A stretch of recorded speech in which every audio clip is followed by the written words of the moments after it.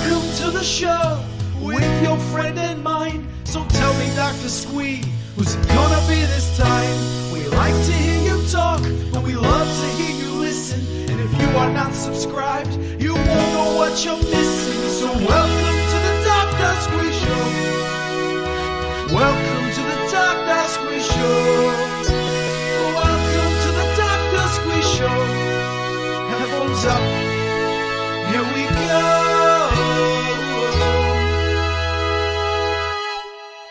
Hello and welcome back to the Dr. Squee Show. I'm Dr. Squee and this is my show. Guys, Dr. Squee Show's been on hold for a little while. So basically took a break from doing these interviews so I could cover the Doctor Who episodes as they come out. Unfortunately, I don't quite have enough time to do both in a week always. And it's nice to have a little break and do something different. So on our other kind of brand, if you like, Gallifrey Stands, I've been talking about the Shuti Gatwa first series of Doctor Who, which you can find all the episodes. Go to our YouTube channel, you can find them on there and many other places. However, while that series was coming out, unfortunately, and ironically, I guess, as the new Doctor Who was welcomed in, we lost our one of our original companions. So Doctor Who, one of the first companions was Mr. William Russell, played by Ian Chesterton. And I was fortunate enough to have an interview with him back in 2015, which we're going to present to you tonight. And I just want to talk a little for a minute about that. So basically, in the first adventure, An Unearthly Child, we actually enter into the world of Doctor Who, much like they did with Rose when Doctor Who came back with Christopher Eccleston. We entered into the world of Doctor Who through the eyes of his companions. It was Ian and Barbara, the teachers from Susan's school, who was the Doctor's granddaughter who was mentioned in this season of Doctor Who. They came to Totter's Yard, which was a basically a knacker's yard, like where they dispose of kind of old junkyard. That's what I was looking for. So it's a junkyard, and they came there looking for her. They find the TARDIS and they find the Doctor, and thusly a legend was born, and that's through the eyes of amongst others. You got in through the eyes of Ian Chesterton, and it was just such a lovely setup. The original TARDIS crew. You've got the Doctor, of course, who's kind of the curmudgeoned, wise kind of mixture between a wizard and Father Christmas. You've got Barbara, who's kind of the steady, very sensible voice, and I think even though they were working against the kind of opinions of the time, they managed to make her a really strong female character. Susan, who's discovering the world through these people, and you got Ian, who was where again this kind of goes back to the views of the time, where you had the Doctor being an older gentleman, you had the young kind of actiony kind of Ian Chesterton there to go through the adventures with, and just such a lovely, sweet man when I met him. I'll say this. They say sometimes when someone passes away, and I'll be very careful how I say this, please listen to the whole thing before you judge. They say kind of like, oh, I don't think he was done, like he had more to do. And the thing which was lovely about William Russell was when I met him, he was 91 even at that stage. And he was still going in and doing Big Finish. He was still kind of active in projects here and there. But ostensibly he was retired. And it was just really nice to see him enjoying his retirement. I think he was done in that phase of his life, but he was enjoying just going to conventions, meeting people. I mean, still 91 to be doing that. That's kind of can be quite a punching schedule when you stood there greeting people, signing stuff all day.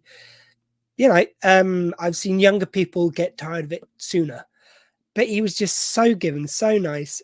Usually at these things, when I'm doing them at the cons at the desk. So if I'm presenting, it's a bit different. I get a full interview with people.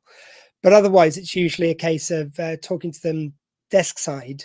You usually get 5 minutes. There's a guy who kind of like goes, is it okay if you talk to this guy? And they either say yes or no. And I say guy, sorry, I don't mean that gendered, like a person. And he was like, oh, yes, yeah, of course, come and bring him on.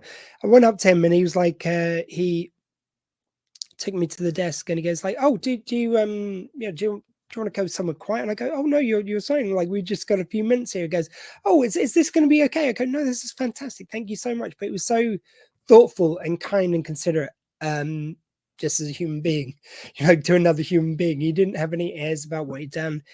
I'm not sure if in this interview we'll talk about it, but he'd done James Bond as well. He'd been in one of those, and just a really lovely human being. I remember someone actually came up to him. They had the head of this Dalek, and it was original screen used Dalek. It was one of the few left from the originals, and they got him to sign it. And I said, "Wow, Mr. Russell, you were just one Dalek away from finally destroying them all." So, which we had a little bit of a giggle about. But anyway, without further ado, this is my interview from 2015. I know it was at one of the Showmasters Comic Cons. I'm not sure which off the top of my head. I think it might have been in Wales, but here it is, Mr. William Russell, Ian Chesterton himself from 2015. R.I.P. sir. There's a lot of extraneous noise, isn't there? But there is. But that adds to it, does it? Yeah, a bit of character in the background. Good background. Right. Well, I'm very lucky to be here with Mr. William Russell. Thank you very much for making time for me. So I want to know, when you first got the script for Doctor Who, the show which no one had ever heard of, did it seem special? Was there something about it? Oh, yes, there was something special about it. And I can't quite remember getting first of all, I met Verity, or at least Verity Lambert met me, and we got along very well together. Yeah. And so I felt, I mean, I didn't sort of sign on the dotted line or anything, but what I did was feel that it had been a great meeting. Yeah, she seemed to be that kind of person who would win people in. That's right.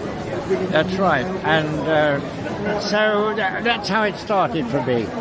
And when you walked into the set, that seemed incredible to me. It stood the test of time. Yeah, yes, it was more than incredible. It was a bit old and wobbly. It was that too. And but no, it was a big challenge, I think, to all of us, because we you can really laugh at something like that and feel it's not going to hold the drama or the stories, and the stories were very dramatic. Yeah. And so they needed something, needed people to respond to them in the right way.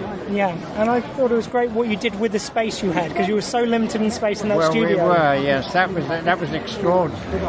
It was very limited. It was amazing. They put us in the smallest studio that existed in Lime Grove.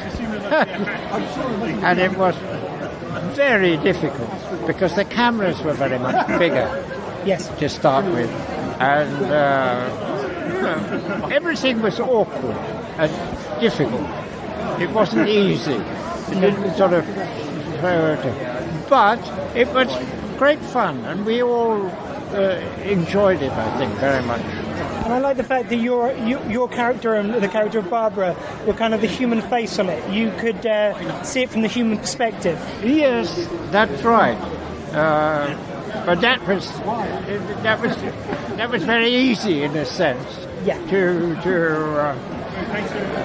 portray that, because we felt like that. We felt that, with surrounded by all this extraordinary stuff that they had created. You felt, wow, this is either people will laugh or they'll be frightened. And I think probably luckily for us, we were frightened. But I mean, I'm only thinking of my children, and I had 3 children in those days, and they were really scared of the darkness. Yes. They were frightened of them. What did you think first time you saw one? I thought they were a bit ludicrous. You did? Yes. I didn't think that they were particularly terrifying or anything. But with the voice and the actor, something happened. Yeah, and they were filmed in shadow a lot to make them look more menacing. That's right. Yeah. And what were your memories of working with William Hartnell? Well, very good. My memories with Bill. I got on with him very well, and he was an extremely accomplished filmmaker. Yeah. He really was very, very good, I think. And this, filtered down to us, and perhaps we all got a bit of skill from Bill. Yeah. Because he really was very, very clever at working with cameras. And I don't think we were, at the beginning. We got better. Yeah. But he was a great help. And did you see the recent the adventure in space and time that they did? And if you did, how accurate did you think that was? Yes, I think that was. I thought it was very good, very good. It was accurate because Verity met a lot of opposition from the people who've been doing children's television for years and years and years. They felt they knew everything about it. Yeah. And we were going to do things that really weren't acceptable to them. Yes. So that was difficult. You could feel it, and that came over, I think, in the film that we did. So I was very pleased with that. I thought it showed exactly what the conditions were like. And just finally, recently you've got to go back into Big Finish and do some of the audio dramas, and even play the Doctor. Like, it's quite a promotion, sir. Yes, it was. I enjoyed doing that, and of course, but by then, I'd been working with Bill for a year. Yes. So I knew, at least I thought I knew how he spoke and how he sounded. So it was exciting to do it. I liked very much the recording. And sorry, maybe just one more question, but did you expect when you stepped onto the Tardis for the first time that over 50 years later you'd still be having conversations like this? Well, of course not. Of course not. I thought it would disappear like everything else, Yeah. And it's amazing. And it's very gratifying, of course, that it does continue. Yeah. Marvellous. Well, thank you for getting it all going. Okay. Thank you, sir. Thank you very much. And that was Mr. William Russell. Thank you so much. To him for his time. I hope his friends and family are okay. I know it's been a few weeks now, but sad news. Yeah, just whenever we lose one of the originals, it particularly strikes a chord. I feel like we're so privileged really to share a planet with these people who started it all off with Doctor Who as fans. I hope you enjoyed it. Please do stay tuned. Next interview we've got up will be Sarah Pember, so that'll be next Thursday. So I'd just like to thank you so much. Lovely to be back. I've been Dr. Squee. That was my show. And in a world where you can be truly anything, please live like you've got two hearts and be kind. Thanks.